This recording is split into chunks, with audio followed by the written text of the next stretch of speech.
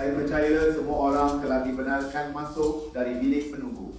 Itu Henry Tenen. Dia mengaku membunuh eksekutif Microsoft, Jared Bridegan. Pendakwa Raya berkata ia berlaku atas permintaan bekas istri Bridegan dan suami barunya. Namun Tenen kini menarik balik pengakuan bersalah selepas mesej teks yang didakwa membincangkan rancangan pembunuhan bertahun-tahun didedahkan. Saya Angelette Levy dan akan bincang perkembangan terbaru kes pembunuhan Jared Bridegan dalam Crime Fix.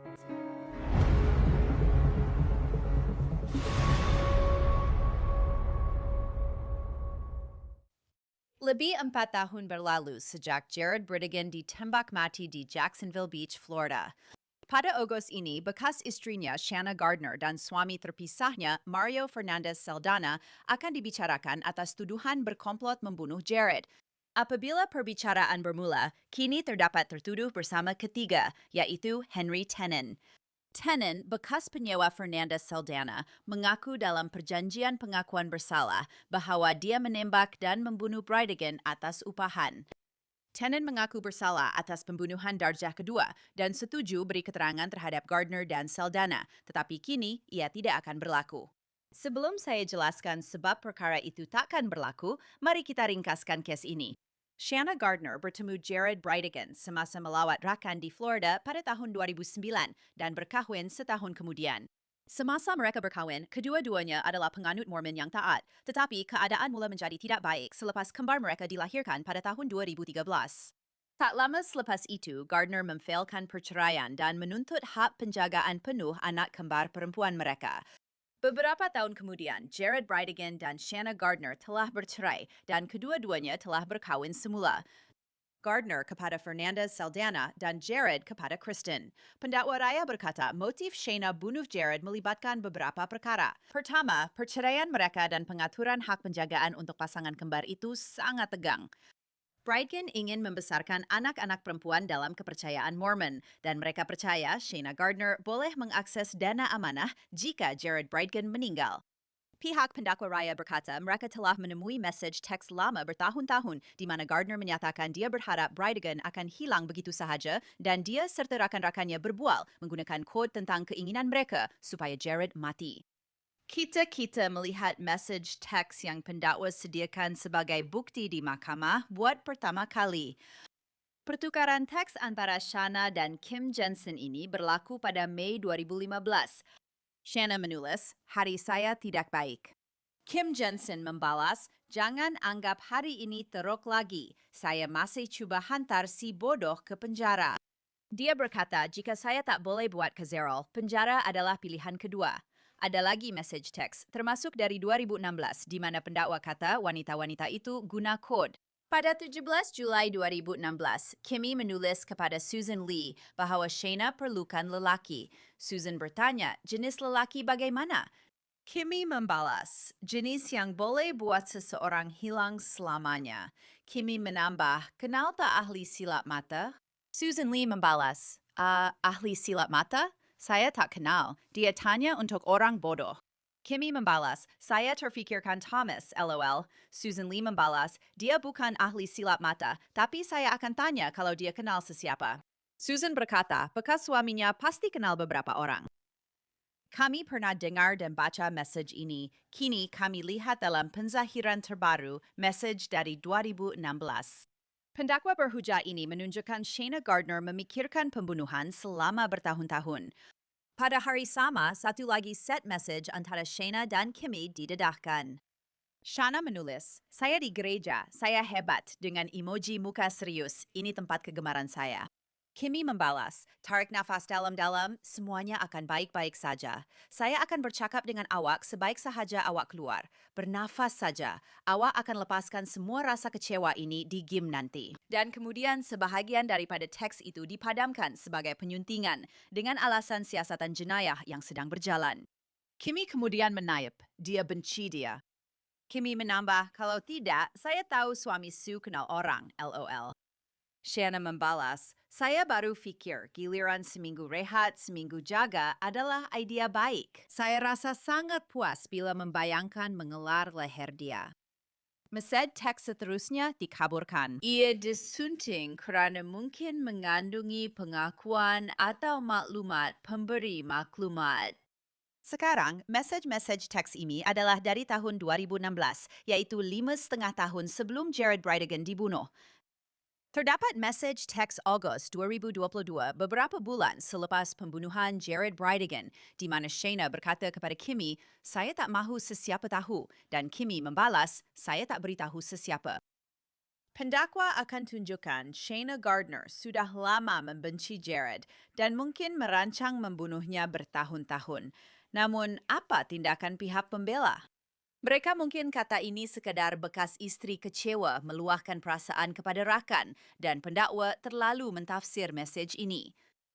Laporan ini menunjukkan ATF telah lakukan panggilan terkawal dengan saksi yang bekerja sama pada 7 Oktober 2023. Laporan itu ditandakan sebagai terhad. Laporan itu menyatakan individu yang sedang disiasat dalam siasatan jenayah aktif memberitahu Fernanda Saldana bahawa ATF telah memaksa masuk ke kediaman pada hari sebelumnya, merosakkan kunci pintu hadapan yang memerlukan pembaikan. Individu itu berkata beberapa barangnya hilang diambil dari rumah.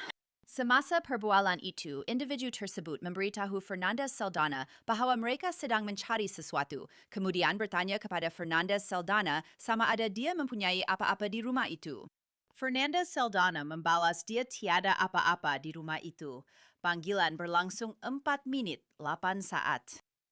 Nilai bukti panggilan ini belum jelas, tetapi mungkin akan jelas semasa perbicaraan. Ketika Jared Bridegan dibunuh pada Februari 2022, dia sudah berkahwin dengan Kristen. Saya sebut perkara itu dia gembira, tetapi Jared masih berkongsi penjagaan anak dengan Shayna Gardner, dan pendakwa raya kata ini sebahagian rancangan pembunuhan Jared bertahun-tahun. Pihak pendakwa raya akan mengatakan bahawa Shayna mahu hak penjagaan penuh ke atas anak kembar itu dan akses penuh dana amanah yang saya sebutkan tadi, dan itulah motifnya. Teorinya, Shayna Gardner dan suaminya yang telah berpisah mengupah Henry Tenen, 62 tahun, untuk membunuh Jared Bridegan.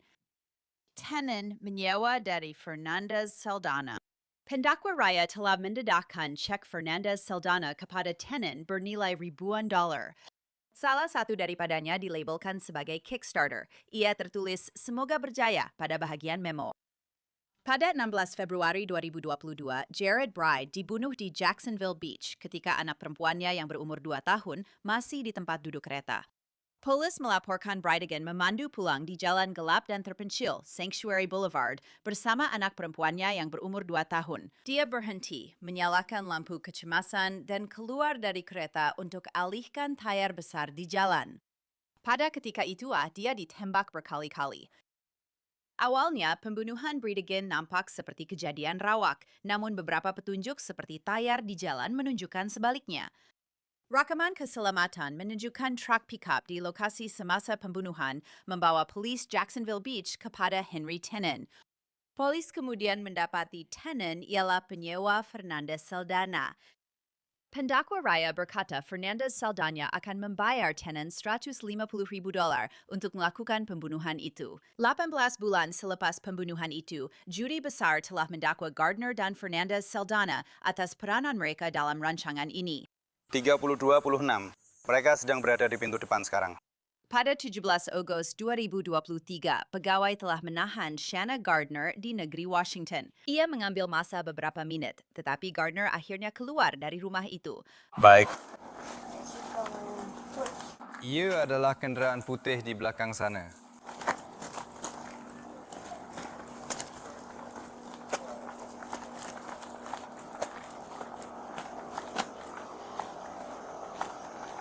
Saya akan pergi ke bahagian penumpang. Itu yang awak cakap? Ya.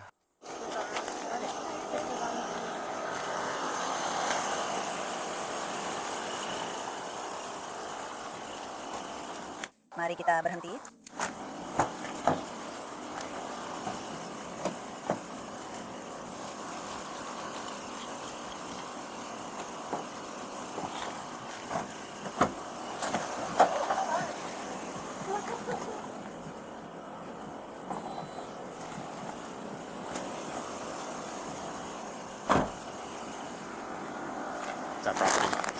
Mari. Saya okey saja. Itu senarai saya. Saya tak pasti kita setuju, tapi kebanyakannya ubat preskripsi. Jadi kami akan ikut awak ke... Jadi detektif kata nak pergi ke balai polis. Kami memang ada bilik temu bual. Letak di balai polis supaya kita boleh bawa dia ke sana. Ya. Itu boleh. Keluar. Ya, kalau awak nak bawa dia ke sana, kemudian kami akan ikut di belakang awak. Okey. Untuk makluman, saya tak pasti penjawat terima barang selain dalam botol. Selain itu, saya serahkan semuanya kepada anda untuk urusan seterusnya. Kita boleh cuba, tapi saya rasa penjara mungkin akan tolak permintaan itu. Itu tidak mengapa.